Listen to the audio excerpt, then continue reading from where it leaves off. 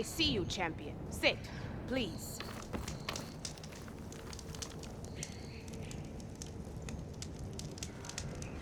I was scouting northwest of here, near the village of Saltbite. There's a place there where the ground is made of metal. Don't know what it means, but it can't be good. Be wary. Appreciate the warning. Ground made of metal? That might be a cauldron. And where there's a cauldron, there's machine overrides.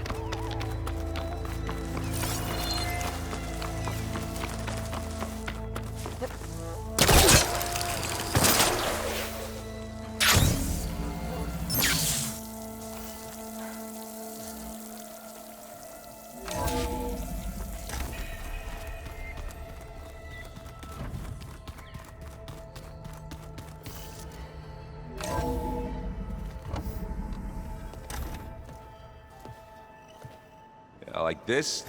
Oh, You're not waving a hammer around, Aaron. Try a gentler touch. and my big sausage fingers don't really do gentle, okay? Bring it back. Trace the line. To your right. Other right. I just saw it. It's the one Aloy found up north. Gotcha! They call it a concussion beat party or something. Yeah, now that's music. Aloy! Erend, you're all better. And you're here. Well, the world only goes on if you can do your thing.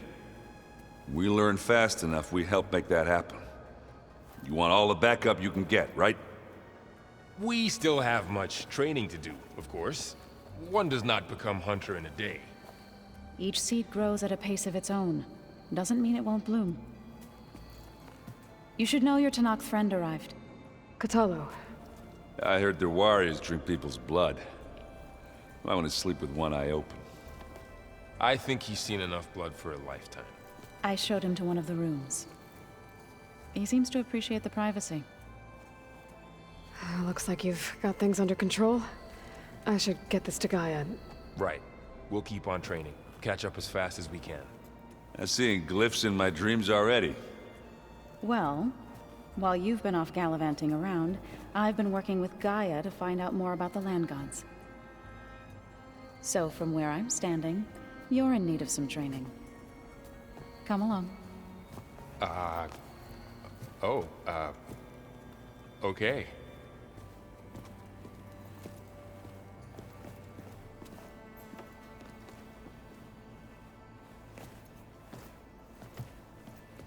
Oh, and I delivered your message to Talana. She headed for that Oseram camp you two were looking for, to the southwest. Pizza? Apparently it tastes worse the longer it takes to be delivered. Or something like that. Maybe you can find the recipe? I think it was just flat bread, with cheese, and some sauce. I like it already. Wow, this place is starting to come alive.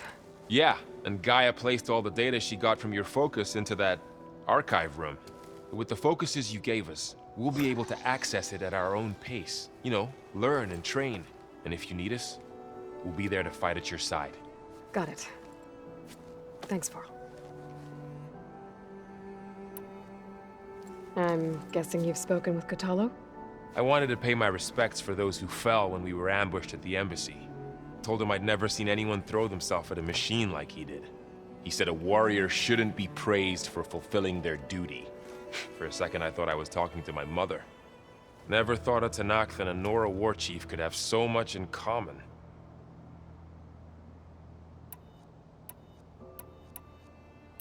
So, training with Zoe, huh?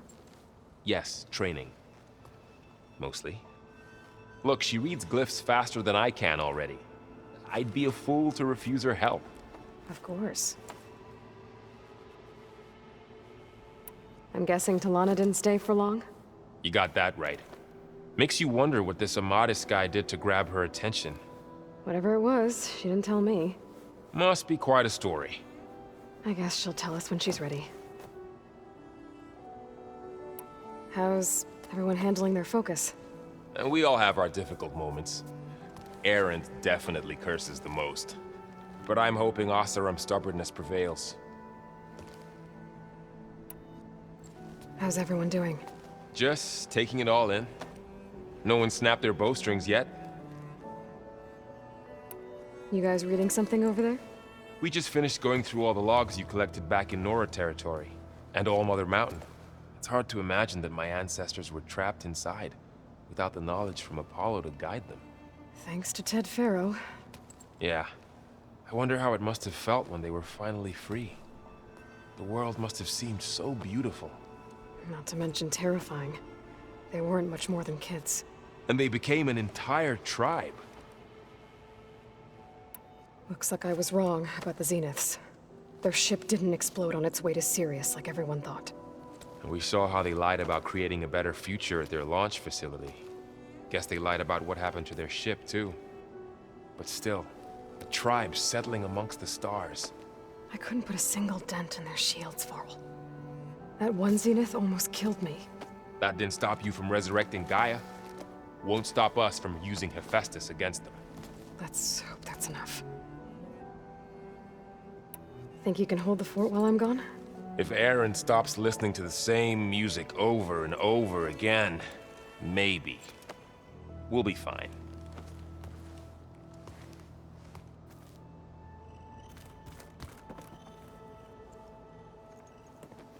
Hey, Hey. a nice place.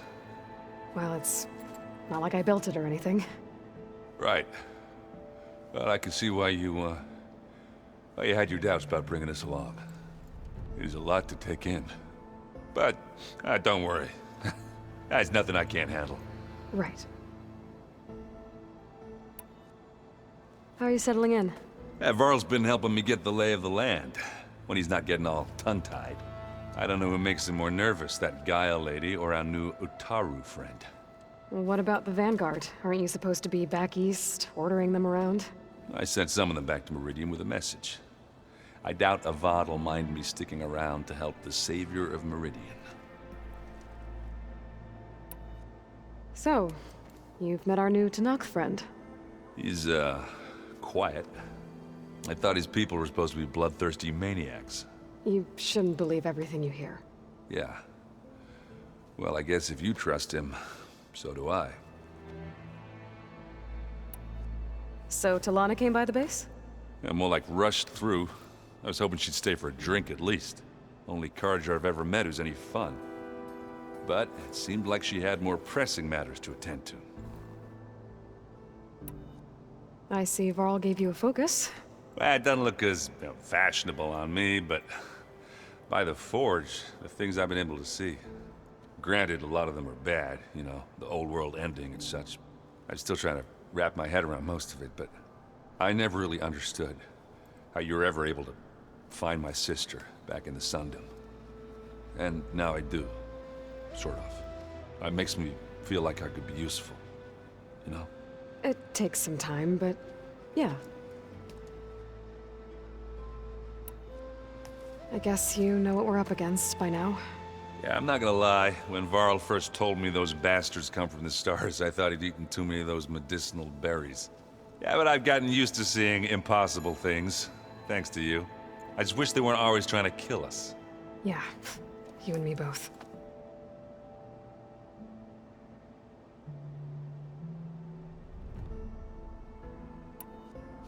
I better go. Right. Yeah, I'll leave you to it.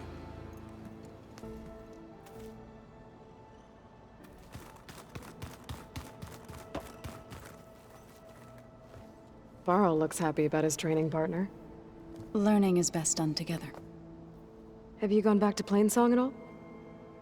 I thought about it, but I wouldn't know what to tell them. The chorus already thinks me a thorn in the thicket. If they knew what we did to Fa, even if they understood, there'd be little they could grasp about all this. No. For now, I must leave the tribe behind. Sounds like you met my friend Talana. Yes. The Karja Huntress. I haven't seen armor like hers since the Red Raids. But Varl tells me that she too suffered at the hands of the Mad Sun King. Yeah. She's one of the good ones. Trust me. You've spoken with Kotallo? A few words. Tenakth don't have much use for us outsiders. You must have made quite the impression for him to offer his fealty. So you've been talking to Gaia? Yes. She was kind enough to take me through some of the history of the Old Ones, including their demise and the heroic actions of her creator, Elizabeth Sobek. I was surprised to see she was you. Past, but reborn?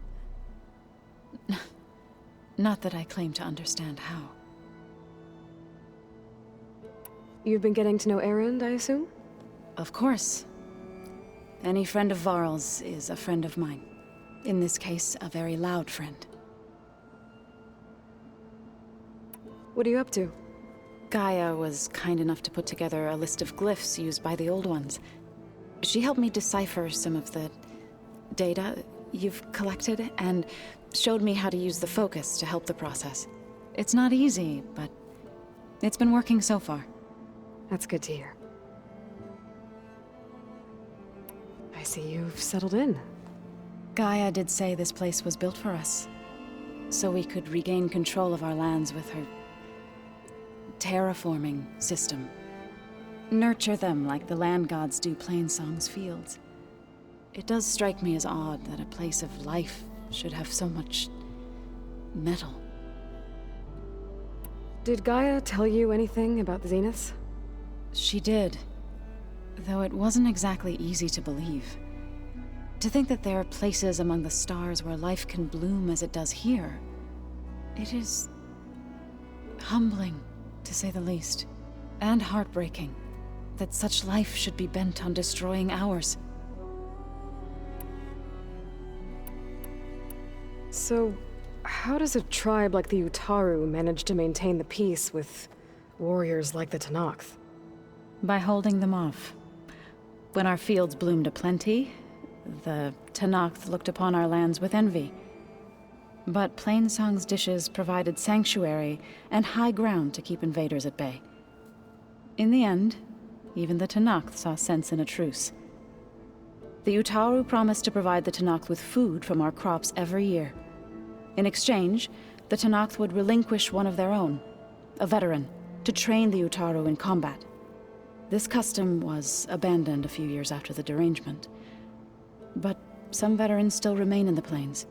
I believe I've met them already. I've been meaning to ask, what's the deal with you and the chorus? You didn't seem to be on the best of terms. That's what happens when you're the one Utaru who insists on publicly defying them. Twice. When the Karja invaded the Utaru plains, they did more than just attack our villages. They burned our fields, took our people as slaves, and murdered those who were too weak to make the trip back to Meridian. To be sacrificed in the Sun Ring. I was helping the healers back then, as waves of refugees swarmed into Plainsong. The chorus was divided in how to face the invaders. Some saw sense in raising arms. Others believed the dishes would keep us safe, as they had many times before. And while they bickered, I buried the seeds of the fallen. It couldn't have been easy. Seeing your people suffer while the Karja invaded your lands.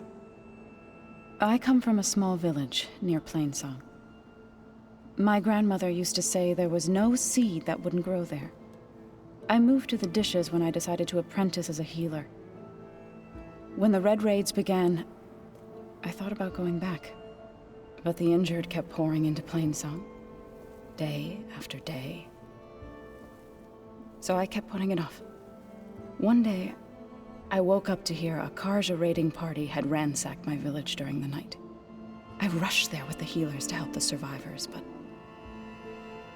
there weren't any left. The smell of burning flesh haunts me to this day. I'm sorry, Zoe. I made it a point to appear before the chorus as soon as we returned, to demand that we take a stand against the invaders. I was denied. So I left to fight on my own. You said you set out to fight the Karja alone? I did. But it turned out I wasn't the only one. News of my disagreement with the chorus spread through the plains. Before I knew it, I had more than a dozen Utaru warriors ready to follow me into battle. We knew we couldn't take on the Karja armies head-on, but we also knew the lay of the land better than they did. We ambushed smaller raiding parties, sabotaged their supply lines, and hit their encampments at night. Sounds like you were a force to be reckoned with. Enough that the Tenakth took notice. When the clans began to push the Karja back east, they let us join their ranks. We chased the enemy all the way to Barren Light. You said you were at Barren Light when the Tenakth defeated the Karja? Tenakth marshals climbed the cliffs of the Daunt under cover of night, then attacked from the other side. Before we knew it, the gates were open, and the full force of the clans burst through. What happened next was not something I like to remember. When all the dust and blood settled, I smelled it again. The stench of burnt flesh. Our enemies defeated. What was left of my squad returned to the Utaru Plains. I went back to Plainsong. But even as the harvests passed, it didn't feel like I'd truly returned at all. Is that when you became a grave singer? I thought soothing the suffering of others would somehow appease my own. Then you came along and gave me a choice. I could either sing at people's graves or fight for a chance to keep them alive. I'm glad you chose the latter.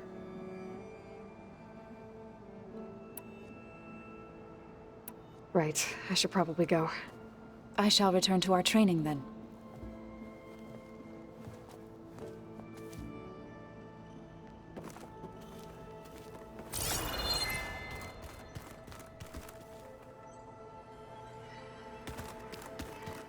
Aloy, we've gathered some supplies in that chest. Take what you need. So this Hephaestus, he's like Gaia's own personal blacksmith. Yeah, a very angry one. That's like my Uncle Lawrence. Man didn't smile a day in his life. Looks like this room's changed. Is that your doing, Gaia? Yes. I have repurposed the displays to track the cauldrons you have acquired data from. Aloy. It's good to see you. I'm guessing you've got a lot of questions? I've been told of our enemy and their intentions. Your friends showed me to the vision you keep in this place, Gaia, and gave me this focus. I don't pretend to fully understand everything, but all I really need to know is where to train and when to fight. Welcome to the team, then.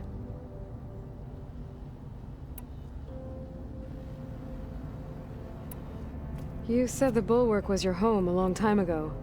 That you were part of the Sky Clan. Yes. That's all you're gonna tell me? Fine. As you wish. My parents were killed in a clan skirmish, so I was raised by my squad. As I grew older, I came to be known as an accomplished fighter. Tekote took a special interest in me. I fought by his side against the Karja, and led my squad on a dangerous climb into the Daunt. It was I who opened the gates at Barren Light, from the east side, allowing the Tenakth to raise it. That must have gotten you some attention. Indeed. I was welcomed home as a hero, and I was content. Then why'd you leave? I became a marshal. Why did you leave the Sky Clan? to become a marshal? I was sent to the Kulrut by Tekote. Back then, I would have obeyed his every order. I believed in him, like one would a father. I was too blind to see the fear in his eyes. Fear of a rising young warrior challenging his command of the clan. I returned a hero from the battle at Barren Light. But to him, I was only a threat. Never occurred to him that I had no interest in rising above my station. Why did Tekote think you wouldn't be a threat to him if he sent you to the Kulrut? Tekote knew that if I survived the Kulrut, I'd be forced to forsake the clan to serve the Tenakth as a whole. I'd never be allowed to challenge his command, even if I wanted to. After our victory at Barren Light, Tekote spoke to our people, said it would be selfish to rob Hikaru and the marshals of a warrior like myself, even though he knew perfectly well I had no intention of ever leaving. It was exile, guised as an honor. One he knew I couldn't refuse. So I became a marshal, and never looked back. I'm sorry you had to go through that. I am not. Though it pained me at the time, a marshal is what I was destined to be. When we were at the Bulwark, the guard said something about the Wings of the Ten. Hikaru also mentioned it at the Kulrut. Dekka, too. What does it mean? The visions tell us that the Ten flew on great metal machines with wings, and leapt into battle from the sky. For us, to imitate this feat is the ultimate expression of martial prowess, and it is why the challengers leap into the arena during the Kulrut. Many times I imagined it as a child. The feeling of freedom, and the awe it must have inspired. What did Chief Hikaru say when you told him he'd be joining me here? You spilt rebel blood at the Grove, and helped reunite the clans. There was little more to be said. He understood. Well, I'm honored he lent me his best marshal. At least for a little while. Indeed. What are you looking at over there? The others have been helping me decipher the symbols the focus shows me. So, I thought I'd try to understand the weapon you intend to use against the enemy. This Hephaestus, it will be able to make machines? That answer to Gaia? Yes. How many? As many as we need. Such power. Has the world ever seen the like? Now that you know who the enemy is, do you have any questions? I'll admit, I find them hard to grasp. From the heavens. And invulnerable. For now. I will leave the strategy to you. I trust you will point my blade where it will cut the deepest. You've had some time with the team now. Any thoughts? I admit, I was surprised to see Nutaru here. Farmers don't make for effective soldiers. I'm told she rallied some in her tribe against the Karja, and fought all the way to Barren Light. Interesting. Perhaps I am mistaken. I should go. Feel free to check in on Hikaru and your people. Door's always open here. I will. May the Ten walk with you.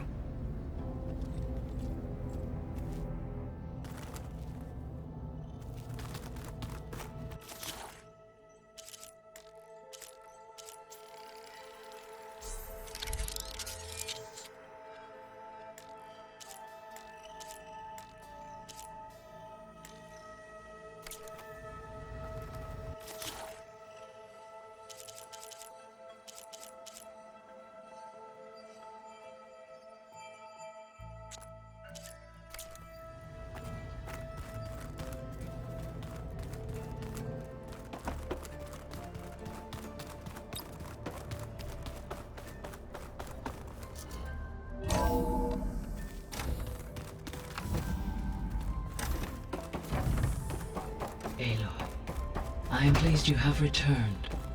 And I see you have recovered Ether. Please proceed with the merge. Afterwards, I have a matter to discuss with you.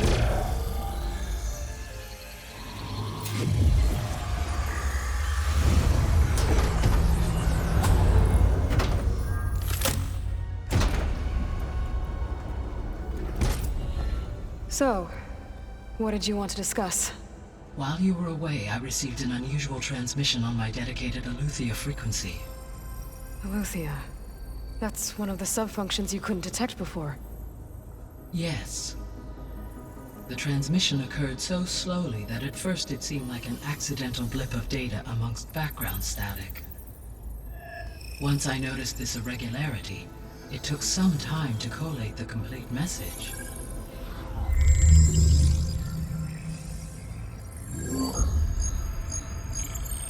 Coordinates.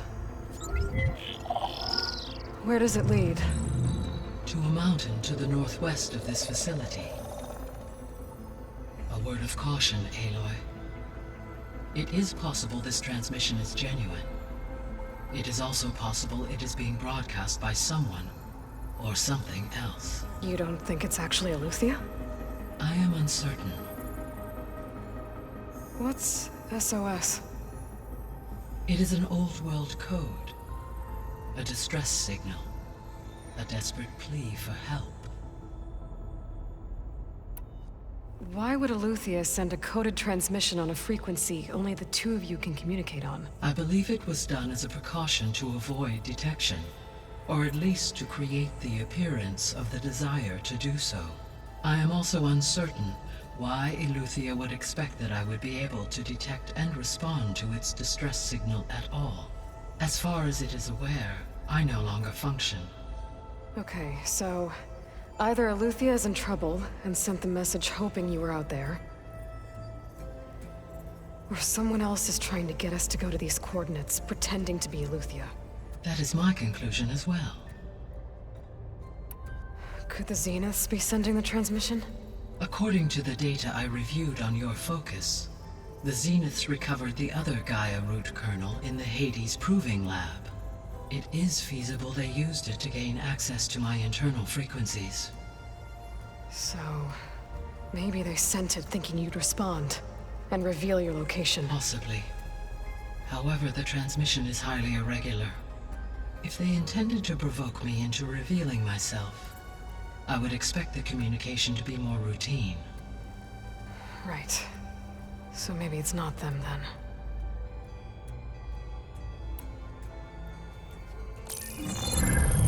You said the coordinates lead to a mountain to the northwest. What's there? I have no record of anything of note in that vicinity. Okay, and what about the other number in the message? 237. Any idea what that means?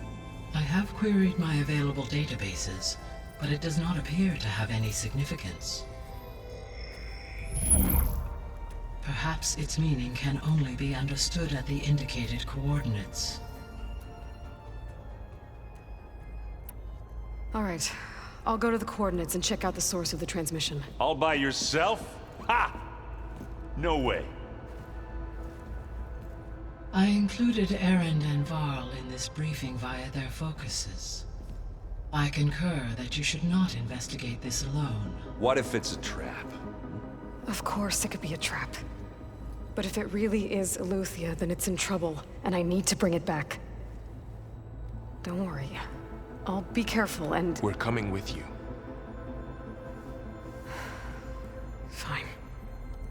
Go grab your things. We'll wait for you at the west exit, in case you need to upgrade your gear.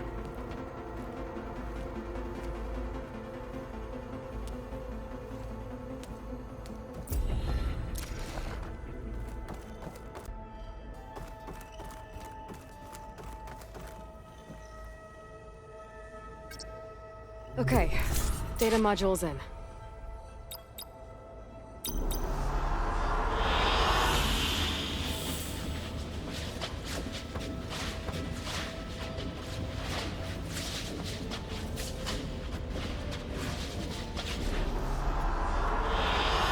I like this one.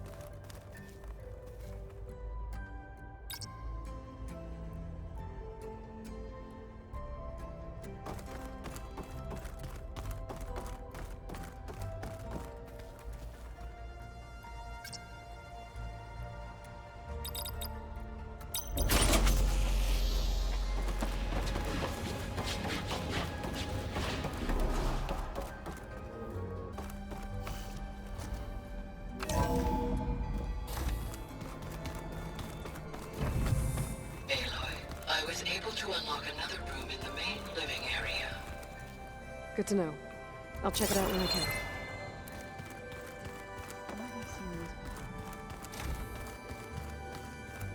Looks like someone's made this space their own. I see you found Varl and Zoe's room, Aloy. I believe they wanted private accommodations. I see. Huh. The door's unlocked now. Gaia, what was this room for? This was intended to be a recreational room for Control Center operatives. Unfortunately, the entertainment modules were lost with the Apollo database. Oh, that's too bad. Yeah, that one was cool. There she is. You ready to head out?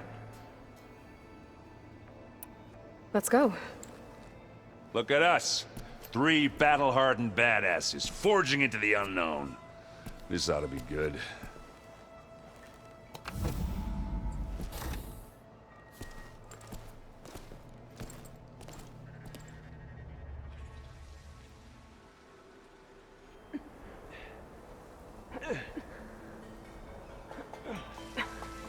This distress call had to be up a really steep mountain, huh?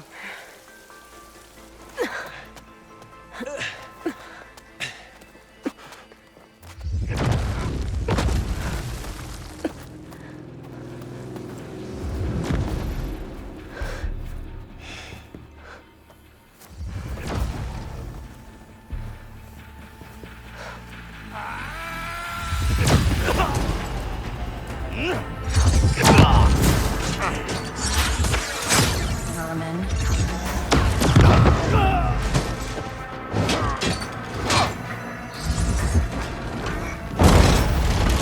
What is that?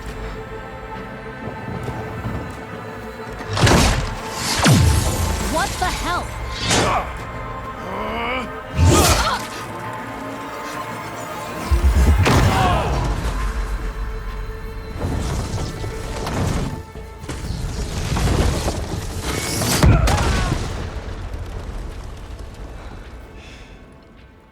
Well, that takes the keg.